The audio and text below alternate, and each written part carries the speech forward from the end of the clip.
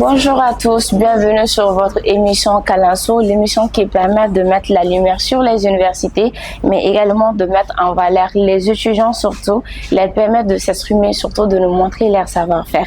Alors aujourd'hui, nous sommes à l'université privée Gemini avec deux jeunes étudiantes entrepreneuses qui ont bâti dès à l'université leur entreprise. C'est ainsi le thème d'aujourd'hui, l'entrepreneuriat féminin en milieu universitaire. Alors, bonjour madame. Bonjour. Vous allez bien? Nous sommes à l'Amsterdam. Dieu merci. Nous sommes avec Maïmouna Kansidiwe. Je suis étudiante à l'université Gemini Management. Je fais le master en finance comptabilité. Et je suis la fondatrice de Savon Shine.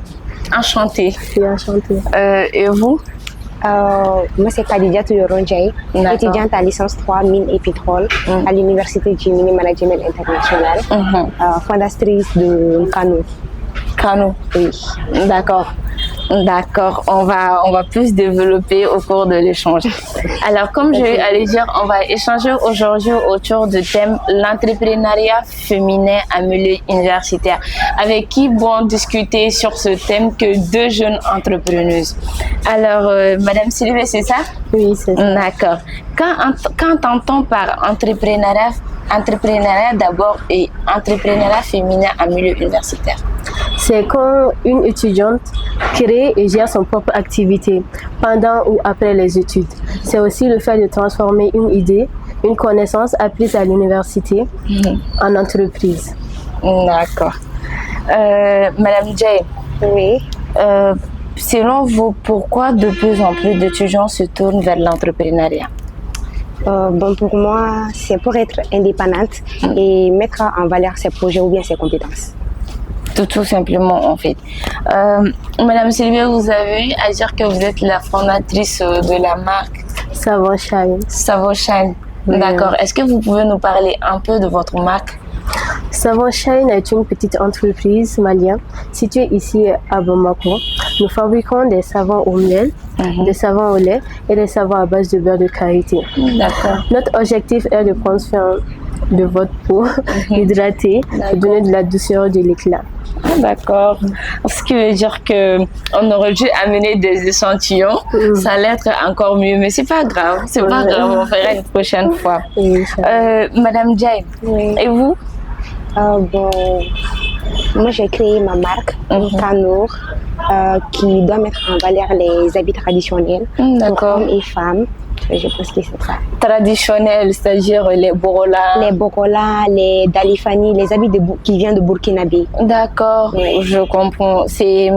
Vous vendez les tissus ou les habits cousus? Non, on vend les habits cousus. D'accord, non, pour on femmes. ne vend pas les tissus. Pour femmes et hommes.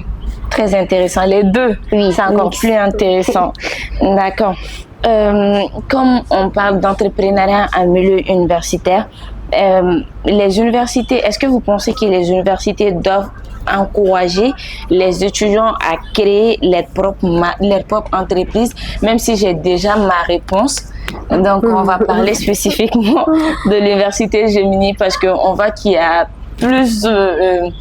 de plus en plus d'étudiants d'ici qui sont entrepreneurs, qui évoluent dans leur propre secteur. Donc, parlons un peu de Gemini en global.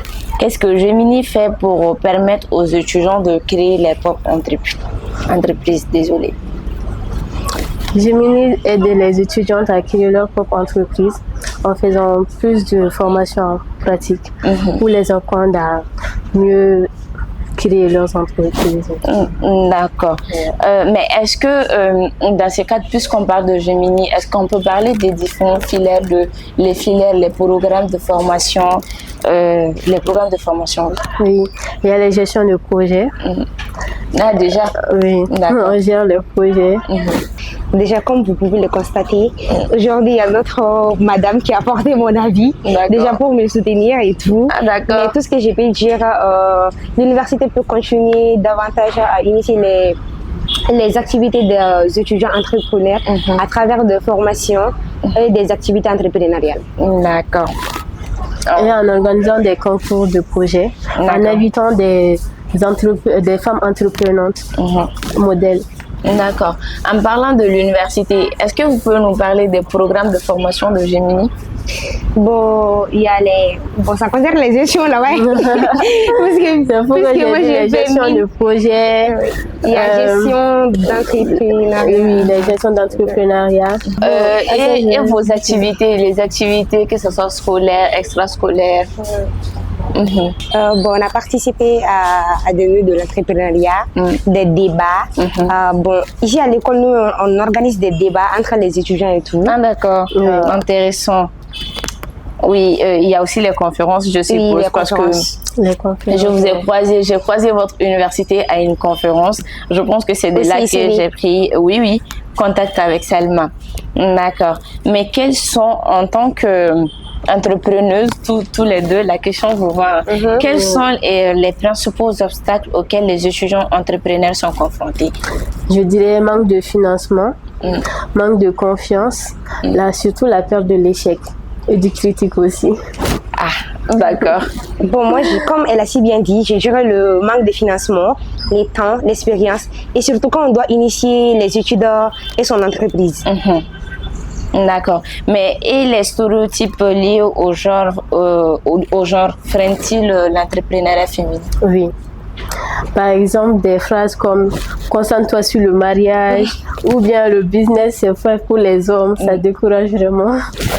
Oui, certains préjugés existent toujours, mais aujourd'hui, les femmes prouvent qu'elles peuvent évoluer dans plusieurs domaines. Oui. Dans tous les domaines, je dirais, comme le secteur minier. Oui, et surtout qu'elles peuvent voler de ses propres ailes. Oui. D'accord. On le prouve déjà. Exactement. Madame Sidibé, les étudiants disposent-elles les mêmes opportunités entrepreneuriales? Les étudiantes, du moins, est-ce qu'ils disposent les mêmes opportunités entrepreneuriales que les étudiants? Je dirais pas encore totalement, car les hommes ont plus souvent accès au financement et à la confiance des investisseurs. D'accord. Madame Jail, les formations universitaires, vous avez à parler des formations universitaires. Donc, est-ce que ces formations préparent-elles suffisamment les étudiants à entreprendre? Oui, les formations sont utiles, mais il faut plus de pratique que de l'accompagnement en fait. D'accord. Mais quand on parle de formation, il y a aussi le réseau de mentorat. Est-ce qu'ils sont indispensables à la réussite? Vous pensez que c'est indispensable à la réussite des jeunes à entreprendre? Je dirais oui, parce qu'un bon mentor peut te faire gagner du temps et t'éviter beaucoup d'erreurs. C'est vrai. Et surtout, ça... Et ça ouvre plus de portes aussi. Exactement. D'accord. Madame Sidibé, est-ce que vous pensez qu'en tant qu'entrepreneuse, est-ce que l'entrepreneuriat est une meilleure option que la recherche d'emploi après les études? Pas meilleure, mais je dirais complémentaire. D'accord. Car l'emploi apporte la stabilité, mais l'entrepreneuriat apporte la liberté. Exactement, j'ai aimé. J'ai aimé. Ok. Madame Sidibé. Oui. Madame Jay. D'accord. Est-ce que vous pensez qu'il faut mettre en place des programmes exclusivement destinés aux femmes entrepreneurs? Oui, je pense, parce que c'est juste pour donner des chances aux jeunes femmes de concrétiser leurs projets. D'accord. Je vois de plus en plus qu'il y a beaucoup plus de femmes qui entreprennent, surtout dans le milieu universitaire. Mais en tant que vous-même tous deux entrepreneurs, comment pensez-vous que les universités maliennes peuvent soutenir davantage les projets portés par les femmes, c'est-à-dire des jeunes entrepreneuses comme vous? Comment est-ce que vous pensez que les universités peuvent de plus en plus vous aider à porter vos projets? Bon. En nous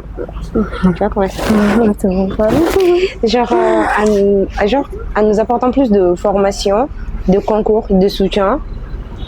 Et surtout les financements, ça garantit. C'est-à-dire en vous offrant des meilleurs contacts, c'est-à-dire un bon carnet de notes avec des gens qui sont aptes à aider les étudiants pour le financement des projets. D'accord.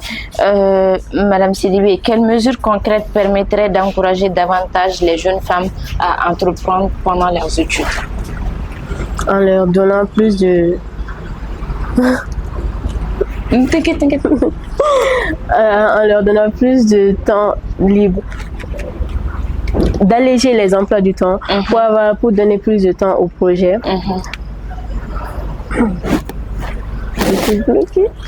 Bon, je dirais, comme j'ai si bien dit, plus de formation, et le mentorat, D'accord. le financement, surtout. D'accord. Nous passons une salutation à notre partenaire là et service qui est là pour nous sublimer lors des différentes émissions. Ils vendent des tissus, que ce soit pour hommes et femmes, et également les coûts pour vous. N'hésitez pas à y faire un tour. On arrive, on touche malheureusement, je vais dire, à la fin de l'émission. Donc, on va pas conclure l'émission sans pour autant demander conseil à nos deux grandes entrepreneuses. Alors, Madame Sidibé, quel conseil avez-vous à donner à la jeunesse malienne, surtout genre féminin, pour les conseiller d'entreprendre? Je leur dirais d'avoir confiance en eux-mêmes, de commencer petit, de ne pas avoir peur d'échouer. L'échec, c'est une leçon. D'accord. Et vous, Madame Jay? Bon, je dirais aux jeunes entrepreneurs, que ce soit étudiantes ou pas, que voilà, ils peuvent lancer leur projet.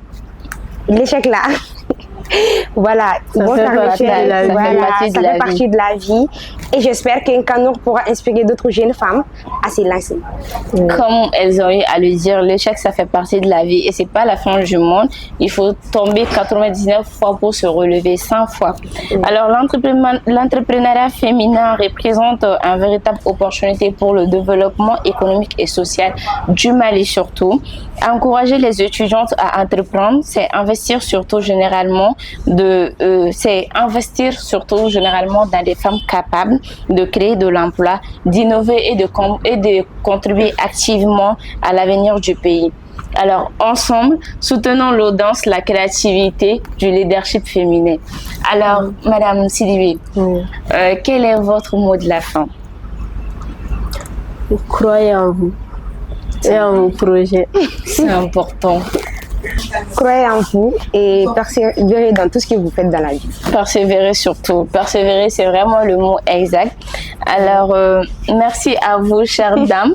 C'était un plaisir de vous recevoir. C'est toujours un plaisir de recevoir deux jeunes dames ambitieuses, visionnaires surtout, qui n'ont pas eu peur de que ce soit la critique, tout ce qu'on raconte, mais vous avez eu confiance en vous pour créer votre marque et avancer. Nous ne pouvons que vous encourager, vous souhaiter je ne vais pas vous souhaiter bonne chance parce que vous avez déjà de la chance, mais vous encourager surtout d'une manière ou d'une autre, peu importe comme on va dire.